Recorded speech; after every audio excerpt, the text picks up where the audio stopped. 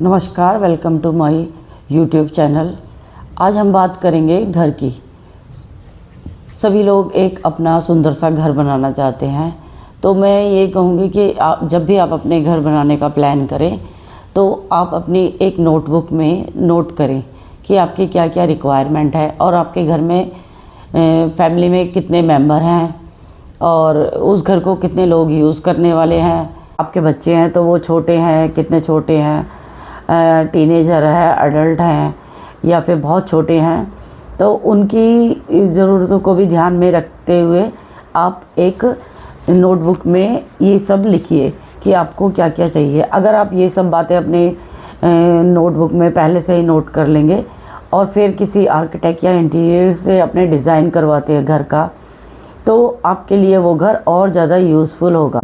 घर में बहुत ज़रूरी है कि सनलाइट आनी चाहिए और क्रॉस वेंटिलेशन होना चाहिए, क्योंकि अगर घर में सनलाइट आती है तो उससे बहुत सारे बैक्टीरियाज अपने आप ही ख़त्म हो जाते हैं। और घर में बहुत ज़रूरी होता है कि ये सनलाइट आना। जिन घरों में सनलाइट नहीं आती वहाँ पे अक्सर सीलन की शिकायत होती है और इंसेक्ट्स आ जाते हैं घर में। सनलाइट और क्रॉस वेंटिलेशन, घर में सनलाइट का आना बहुत ज़रूरी होता है।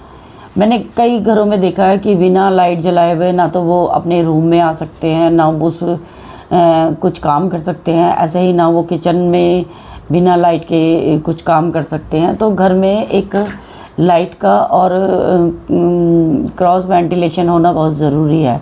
तो इन चीज़ों का घर बनाते टाइम इन चीज़ों पर ध्यान रखना चाहिए। अगर आप किसी आर्किटेक्ट और इंटीरियर डिज़ाइनर से अपना घर डिज़ाइन करवाते हैं तो वो इस पॉइंट को हमेशा ध्यान में रखते हैं और आपके उस प्लॉट में या घर में ये आपका 1 साइड ओपन है या 2 साइड ओपन है, और 2 साइड ओपन है तो इतनी प्रॉब्लम नहीं आती है, लेकिन 1 साइड ओपन होता है तो ज़्यादा प्रॉब्लम आती है। और तो उसमें आपको एक शाफ्ट देनी होगी, तो वो आपके स्पेस के अकॉर्डिंग 2x2 की या 3x3 की एक ओपन स्पेस दे देते हैं, उसको शाफ्ट की तरह यूज़ करते हैं। उससे आपके बाथरूम को और किचन को वेंटिलेशन मिल जाता है। क्रॉस वेंटिलेशन और सनलाइट का घर में आना ये एक बहुत इम्पॉर्टेंट पॉइंट है जिसको हमेशा आप लोग ध्यान में रखिए। तीसरा पॉइंट है स्पेस प्लानिंग। अगर आप अपनी रिक्वायरमेंट पहले ही नोट कर लेते हैं और जान लेते हैं कि आपके फैमिली मेंबर कितने हैं और बच्चों की ज़रूरतें क्या हैं, आपकी ज़रूरतें क्या हैं, उसके अकॉर्डिंग अगर आप किसी आर्किटेक्ट या इंटीरियर डिज़ाइनर से डिज़ाइन करवाते हैं तो वो आपको इजी रहेगा अपने उनको समझाना कि हमें ये चाहिए और इसके हिसाब से आप प्लान कर दीजिए।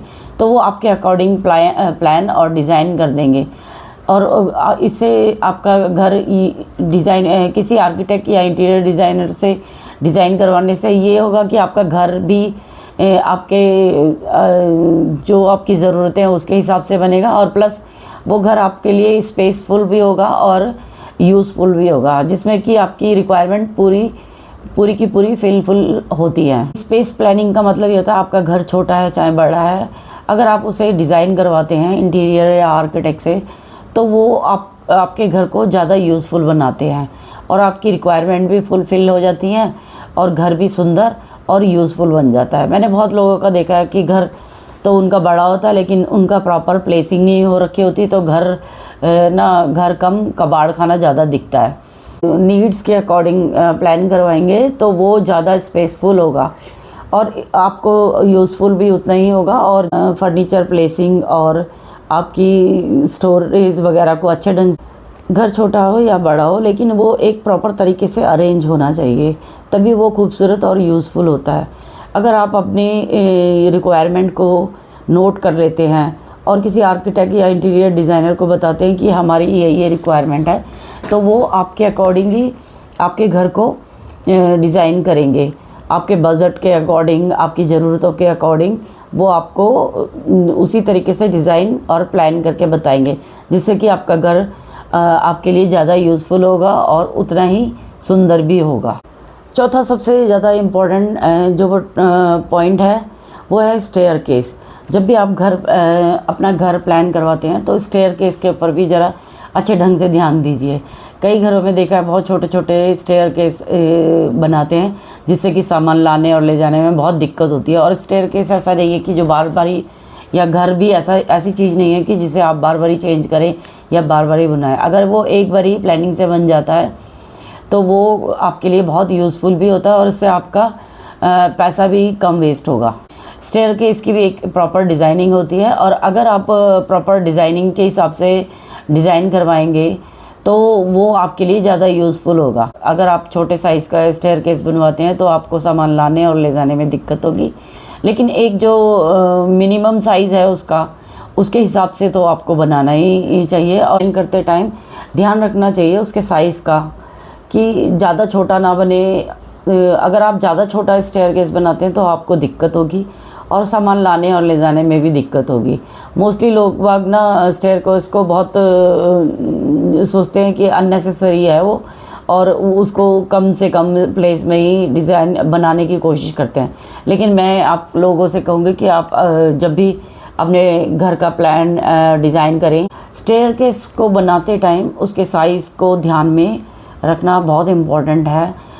अगर आप उसके साइज़ पर और उसके डिज़ाइन पर ध्यान नहीं देंगे तो ये आपके लिए दिक्कत होगी, क्योंकि सामान लाने और ले जाने में आपको प्रॉब्लम होगी। ये सब पॉइंट को ध्यान में रखकर ही घर डिज़ाइन करवाएंगे, इससे ये आपका घर ज़्यादा यूज़फुल और सुंदर बनेगा।